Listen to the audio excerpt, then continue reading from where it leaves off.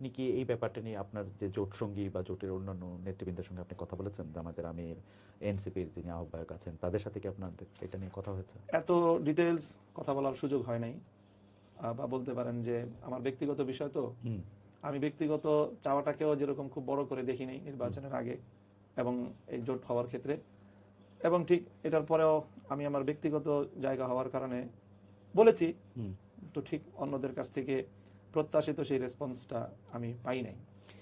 এইটা একটু কৌতূহলোদ্দীপক না, যে মানে আপনি তো মানে খুবই গুরুত্বপূর্ণ জোটের খুব গুরুত্বপূর্ণ নেতা এবং আপনি সব জায়গায় ভোকাল। এমনকি আমরা দেখেছি যখন জোটের একটা আনুষ্ঠানিক ঘোষণা আসলো, তখন আপনাকে একটা, আমি তো ওই সময় মানে নিউ ইয়র্কে ছিলাম, কিন্তু সামনাসামনি দেখতে পারিনি, টেলিভিশনে স্ক্রিনে যতখানি দেখেছি আমার কাছে মনে হয়েছে আপনি মানে এটা বলে না, কি ফ্যাক্টরের একটা ভূমিকা আপনি হয়তো পালন করেছেন। তো সেই ক্ষেত্রে আপনার ক্ষেত্রে যদি এত এরকম হয়, তাহলে জামাতে ইসলামী বা এনসিপির কি আরেকটু ইনভলভমেন্ট দরকার ছিল, বা আরেকটু এটা হ্যাঁ, আপনাকে মনে তারা করেন? হয়তো আরেকটু করলে করতে পারতেন। বাকি এখানে বিষয়টা এখানে মানে বিবেচনা করা হয়েছে হয়তো একটা সিট হিসেবে, ওকে। একটা সিট। আর এখানে যেহেতু আমার মতো আরো গুরুত্বপূর্ণ একাধিক ব্যক্তিবর্গ এরকম খুব স্বল্প ব্যবধানে পরাজিত হয়েছেন, বিশেষ করে জামাতের সেক্রেটারি জেনারেলের যে বিষয়টা আছে, হয়তো সেগুলোর সাথে সব মিল করে এখানে কোনো একজন ব্যক্তিকে খুব বেশি একটা ফোকাস করাটা জোটের অন্যান্য নেতৃবৃন্দ গুরুত্বপূর্ণ মনে করেন নাই।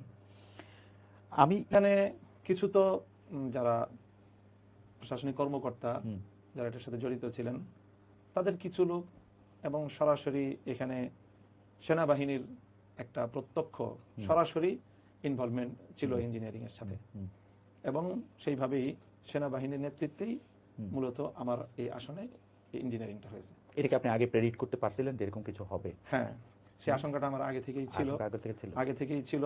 মানে কারণ আমি আগে থেকেই আমার কাছে যেগুলো সব কথা হয়তো বলা যাবে না, হুম এমন অনেক কথা আছে।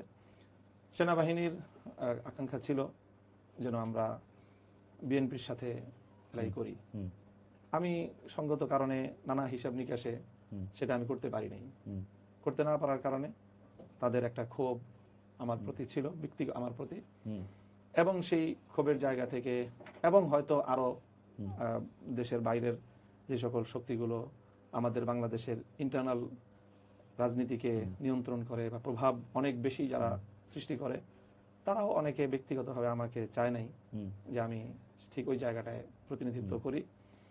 তো তাদের প্রত্যক্ষ একটা মানে ইনভলভমেন্টের মাধ্যমেই আমাকে এখানে নির্বাচনে পরাজিত করার জন্য সরাসরি তারা কাজ করেছে এখানে। আপনার কি মনে হয় যে আপনি যদি জোটটা বিএনপির সাথে করতেন, তাহলে এটা এটা হতো না, এটা হতো না? নিশ্চিতভাবেই আমি এমপিও হতাম এবং মন্ত্রীও থাকতাম। আচ্ছা, এই প্রস্তাবই আপনাকে দেওয়া হয়েছিল?